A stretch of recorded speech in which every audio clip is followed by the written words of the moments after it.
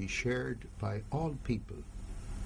Today, in the town of David, a Saviour has been born to you. He is Christ the Lord. Luke's account of the actual birth of Jesus is extremely brief and simple. He is more interested in the events that surrounded his birth, events that actually touched the lives of Mary and Joseph far more than the child himself, safe and warm in the womb or in the arms of his mother. In those days, a decree went out from Caesar Augustus that the whole world, that is, the Roman Empire, should be enrolled. In other words, a census whereby each family would register in his own town of origin. Little did Caesar realize how responsible he would be for that long journey of Mary and Joseph from Nazareth to Bethlehem, more than 100 kilometers, a distance like Banjul to Buyam or more. This must have taken them several days at the very time when Mary was due to deliver her baby. It was a very long and uncomfortable journey for herself as well as for Joseph. How often have we read this gospel story at midnight mass? And it is so easy to pass that are involved. The hardship that Joseph and Mary had to endure.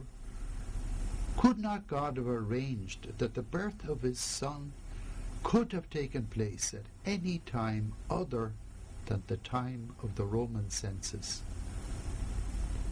Even more astonishing, the prophet Micah had foretold many centuries before that the long-awaited and promised Messiah would be born in Bethlehem, the very least among the towns of Judah.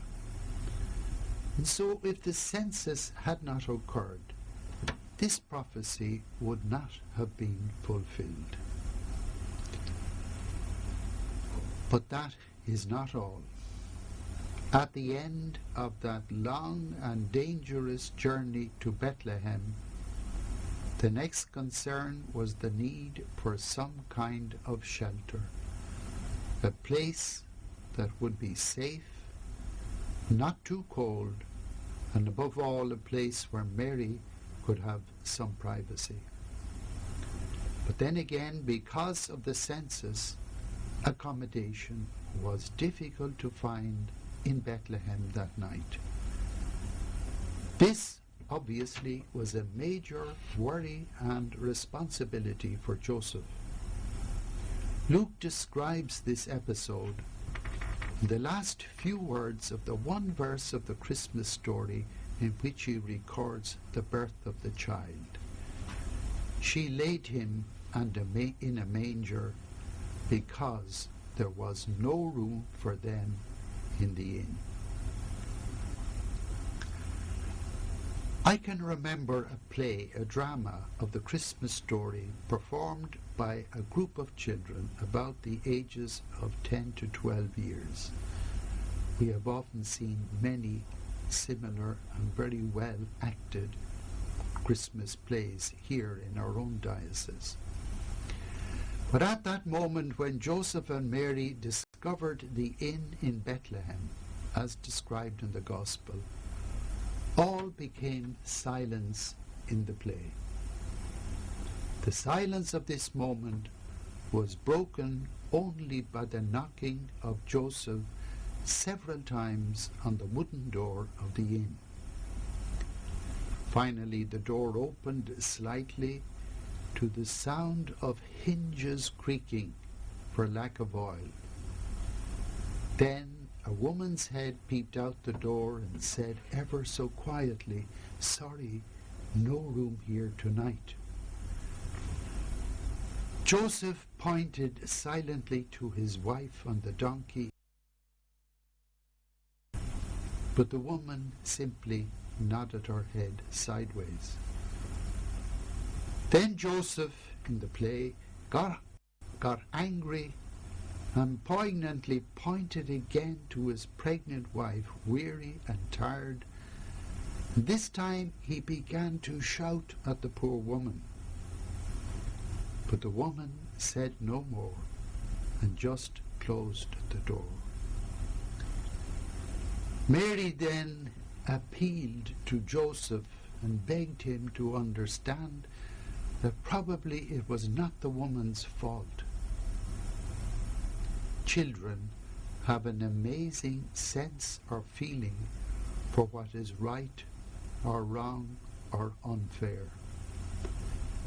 And for me, the little boy in that play who acted the part of Joseph, actually he didn't have to act at all. I could clearly see how he was able to put himself fully in the shoes of Joseph in that horrible predicament. Perhaps it was the young boy himself who got more angry than actually Joseph in the reality. Each year we look forward to celebrating Christmas, sending Christmas cards to family and friends is one way we do this. It's not an easy thing to do because sometimes you send cards to people who won't send one back to you, or when you've sent your cards, people will send you a card that you haven't sent one to. Christmas cards have little or no reference to the birth of Christ, some of them at least. Others which do so rarely contain a genuine gospel message, either in the picture on the card or in the words chosen. I would love to be able to draw a simple picture of the story of Joseph and Mary searching desperately for a room in the inn, and underneath the picture the words, "There was no room for them in the inn." It is so easy for us to criticize the innkeeper on this occasion, or the people of Bethlehem in general. First of all, it is most likely that accommodation was scarce on that